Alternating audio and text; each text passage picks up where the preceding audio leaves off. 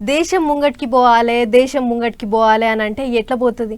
పెద్ద మనుషులంతా ఒక కాడ కూర్చొని మాట్లాడుకోవాలి, అట్లా చేయాలి ఇట్లా చేయాలి అని చర్చ పెట్టాలి. అప్పుడే ఎక్కడెక్కడ ఏమేమి నడుస్తుందో దేశం అంతా ఎరికైతుంది అన్నట్టు.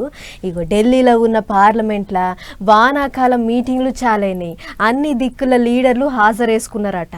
మరి ఇక ఏమేమి ముచ్చట్లు నడిచినాయో చూద్దాం పార్. అటు వానదేవుడు డ్యూటీకి ఎక్కిండు, ఇటు మన లీడర్ సాబులు మీటింగులు పెట్టిండ్రు. గదే పార్లమెంటులో వానాకాలం మీటింగులు చాలైనాయి. దేశంలో ఉన్న అన్ని దిక్కులకేంచి ఎంపీలంతా వచ్చిండ్రు. తొలుత పాల్గాంలో పాకిస్తాన్ ఉగ్రవాదులు చేసిన మామూల జీవిడిచిన వాళ్లకు, అహ్మదాబాద్లో విమానం కూలిబడుతోని జీవిడిచిన వాళ్లకు లీడర్ సాబులంతా నివాళులు తెలిపిండ్రు. ఇక అటెనక చాలైంది అసలు కిరికిరి.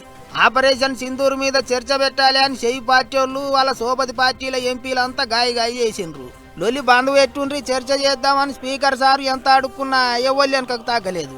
ఇంకో దిక్కు ఎగసి పార్టీ వాళ్ళకు మాట్లాడినికే మైకు కూడా ఇత్తలేరని చెయ్యి పార్టీ పెద్ద లీడర్ రాహుల్ సార్ గరమైండు. చూస్తుంటే ఈసారి సెంటర్ వాళ్ళను గట్టిగా ఇరకాటంలో పెట్టే ప్రశ్నలే తయారు చేసుకొని వచ్చినట్టున్నారు. ఇక సోమవారం చాలైన పార్లమెంటు మీటింగులు మళ్ళొచ్చే నెల 21వ తారీఖు దాకా నడుస్తాయట.